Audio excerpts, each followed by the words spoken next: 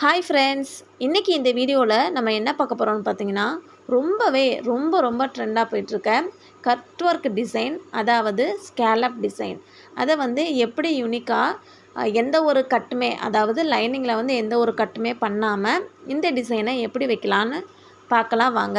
இந்த வீடியோவில் தெளிவாக உங்களுக்கு சொல்லிக் கொடுக்குறேன். வாங்க இப்போ வீடியோக்குள்ளே போகலாம்.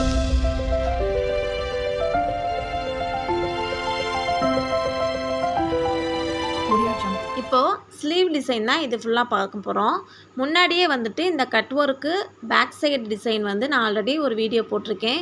போய் பார்க்காதவங்க டிஸ்கிரிப்ஷனில் லிங்க் கொடுக்குறேன், போய் மறக்காமல் செக் பண்ணி பாருங்கள். அதோட தொடர்ந்து கண்டினியூ வீடியோ தான் இந்த வீடியோ. இது ஸ்லீவு, அது முன்னாடி போட்ட வீடியோ பேக் சைடு டிசைனு. வாங்க இப்போ இந்த வீடியோவை ஸ்டிச் பண்ணலாம். இப்போ எப்போயுமே நம்ம பொதுவாக ஸ்லீவ் டிசைன் பண்ணும் போது ஃப்ரண்ட் சைடு வர்றதுக்கு இந்த மாதிரி சின்னதாக ஒரு கட் கொடுத்துக்கணும். அப்போனா தான் ஃப்ரண்ட் சைடு ரொம்ப அந்த தொங்கல் இல்லாமையும் புஷ்ஷுன்னு இல்லாமையும் இருக்கும் ஸ்லீவ் நம்ம போடும் போது. அதனால் அந்த ஆம்ஹோல்கிட்ட இந்த மாதிரி சின்னதாக ஒரு கட் கொடுத்துக்கணும். இந்த கட் கொடுக்கும்போது ரைட் சைடு எது ராங் சைடு எதுன்னு பார்த்து இது ஆரம்பத்தில் நம்ம கட் பண்ணி வச்சுக்கிட்டோம் அப்படின்னா நம்ம ஸ்லீவ் எல்லா டிசைனும் முடிக்கும் போது கடைசியில் ஃபுல்லாக ஸ்டிச் பண்ணாமல் நமக்கு ஈஸியாக இருக்கும். இப்போ இதில் ஒரு ஸ்லீவ் நம்ம எப்படி ஸ்டிச் பண்ணலான்னு பார்க்கலாம் வாங்க. இது சாரியோட நான் பேக் சைடு பீஸ் ஸ்டிச் பண்ணி மீதி பீஸ் தான் இது இருக்குது.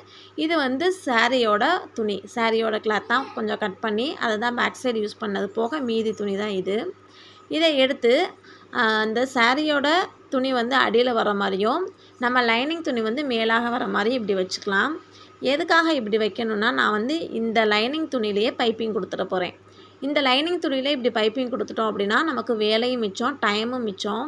ஏன்னா அதே கலர் சாரீ ப்ளவுஸ் இந்த திக்கு க்ரீன் தான். அதனால் இந்த கலரையும் நம்ம பைப்பிங் கொடுத்துக்கலாம். இது பார்க்கவே ரொம்பவே நீட்டாக இருக்கும். நம்ம தனியாக பைப்பிங் வைக்கணும் அவசியமும் இல்லை.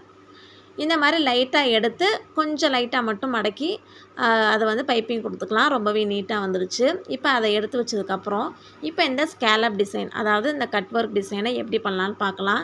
நான் இந்த மாதிரி ஒரு இந்த மூடியை எடுத்து தான் நான் இந்த மாதிரி கட் ஒர்க் வச்சுக்கிட்டேன்.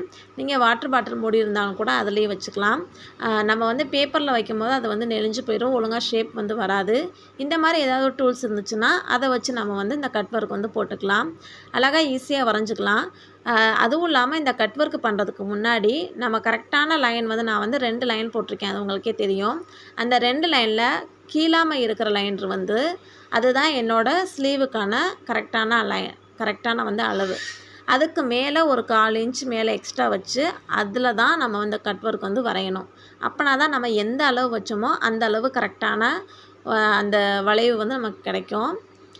இதில் வச்சுட்டு இந்த மாதிரி கரெக்டாக அந்த எண்டிங்கில் அந்த எண்டிங்கில் எப்படி முடிக்கலாம், எந்த இடத்துல முடிக்கிறதுன்றதோ அந்த லைனில் தான் முடிக்கணும். அதுக்காக தான் இந்த லைன் வரைஞ்சிக்கணும்.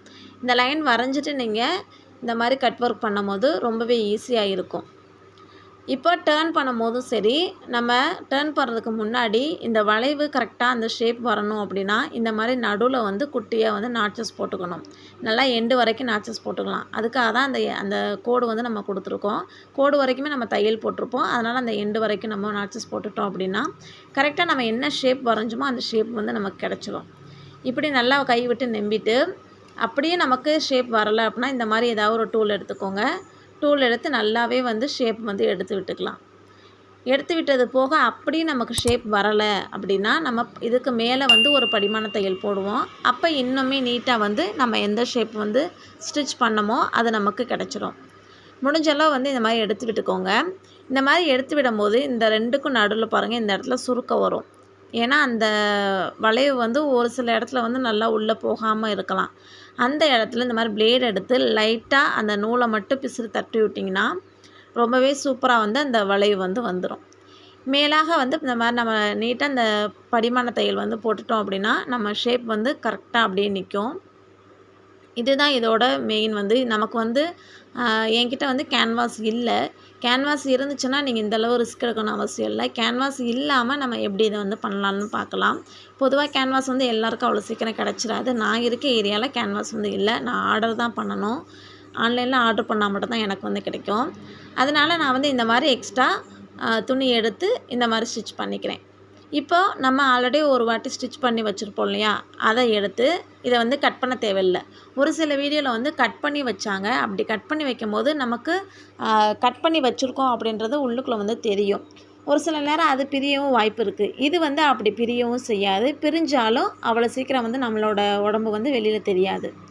ஏன்னா நம்ம மேலாக வந்து லைனிங் துணி வந்து உள்ளே வச்சுருக்கோம். அதுக்கு மேலே தான் இதை வந்து நம்ம அட்டாச் பண்ண போகிறோம். இப்போ எந்த அளவுக்கு நமக்கு வந்து கேப் வேணுமோ, அந்த சாரீ துணி வந்து எந்த அளவுக்கு கேப் அந்த அளவுக்கு வந்து கொஞ்சம் வச்சுட்டு அதுக்கு மேலே வந்து இந்த மாதிரி பின் பண்ணிக்கலாம். பின் பண்ணி வச்சுட்டோம் அப்படின்னா நழுவாமல் இருக்கும். இதுக்கு மேலே நான் வந்து லேஸ் கொடுக்க போகிறேன். ஒரு சில பேர் வந்து என்ன பண்ணுவாங்கன்னா, பாசி எடுத்து அந்த கேப்பில் எண்டிங்கில் முடிகிற இடத்துல வைப்பாங்க. நான் அந்த மாதிரி பீட்ஸ் வந்து நான் வைக்கலை. பீட்ஸ் வந்து நான் எப்படி வைக்க போகிறேன்னா, தொடர்ந்து வீடியோ பாருங்கள், அதில் உங்களுக்கு புரியும்.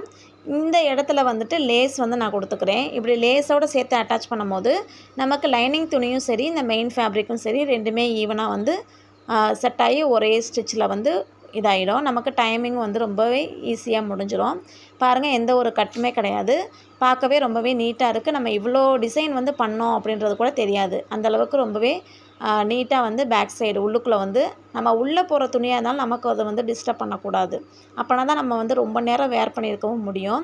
இது வந்து நம்ம ஃபங்க்ஷனுக்கு போகிறனால ஃபங்க்ஷனில் நம்ம ஹாப்பியாக இருக்கணும்னு பார்ப்போமா, இல்லை அது அங்கிட்டு இங்கிட்டு குத்திக்கிட்டு இருக்குமா, ஐயோ இது குத்துதே அப்படின்னு நமக்குள்ளே ஒரு கில்ட்டி வந்து இருக்கும்.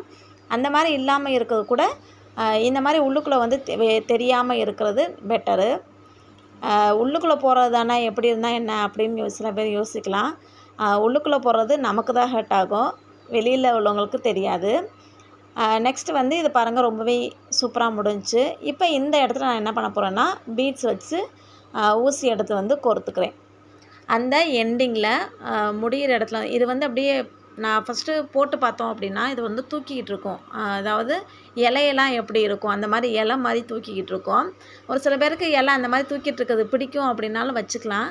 ஆனால் எனக்கு அந்த மாதிரி இருக்கிறது பிடிக்கல. அதனால் நான் எப்படி பண்ணிட்டேன்னா, இந்த இடத்துல பாசியை வச்சு தூக்காத அளவுக்கு நல்லா அந்த துணிக்கு இந்த துணிக்கு சேர்த்து வச்சு நான் ஒரு தையல் வந்து போட்டுக்கலான்ட்டு இப்படி பண்ணிட்டேன். இப்போ ஃபஸ்ட்டு வந்து ஒரு சுகர் பீட் வந்து உள்ளே வந்து கோர்த்து போட்டுட்டோம். நெக்ஸ்ட்டு உள்ளுக்குள்ளே போகும்போது பின்னாடி வந்துட்டு நமக்கு நூல் தெரியக்கூடாது. அதுக்காக நான் என்ன பண்ணுறேன்னா, அந்த துணிக்கும் லைனிங்க்கும் நடுவில் வந்து ஒரு கேப் இருக்கும். அந்த பக்கத்து நீடில் வெளில விட்டு இந்த மாதிரி நான் ஸ்டிச் பண்ணிக்கிட்டேன். இப்போ பாருங்கள் எவ்வளோ சூப்பராக நமக்கு பீடு வச்சது நல்லா அழகாக செட் ஆயிடுச்சு. பீடு இல்லாத தூக்கிக்கிட்டு இருக்குது. இதில் வந்து ரெண்டுலேயுமே எது அழகாக இருக்குன்னா, பீடு வச்சது தான் நீட்டாக இருக்குது. இல்லைன்னா இந்த மாதிரி தூக்கிக்கிட்டு இருக்கும். அதுக்காக தான் இந்த பீடு வந்து வைக்கிறது. கொஞ்சம் நீட்டாகவும் இருக்கும் பார்க்க. சூப்பராக வந்து ஸ்லீவ் வந்து முடிச்சிட்டோம். இதுக்கு மேலே ஏதாவது ஒரு டிசைன் வேணுனாலும் வச்சுக்கலாம். இது வந்து போதுமானது தான். இது வந்து காலேஜ் போகிறவங்க, டீச்சர்ஸு, இல்லை காலேஜ் பொண்ணுங்க, இந்த மாதிரி எல்லாத்துக்குமே இந்த மாதிரி ஒரு நீட்டாக சிம்பிளாக இருக்கும். அது பார்க்கும்போது கொஞ்சம் கிராண்ட் லுக்கு கிடைக்கும். இருந்தாலும் சிம்பிளாக இருக்கும். நம்ம சாரியோட கலர் வந்து மேட்ச் பண்ணி போடுற மாதிரி இருக்கும். ஸ்லீவ் டிசைன் வந்து முடிஞ்சு. இந்த வீடியோ உங்களுக்கு ரொம்பவே யூஸ்ஃபுல்லாக இருக்கும்னு நம்புகிறேன்.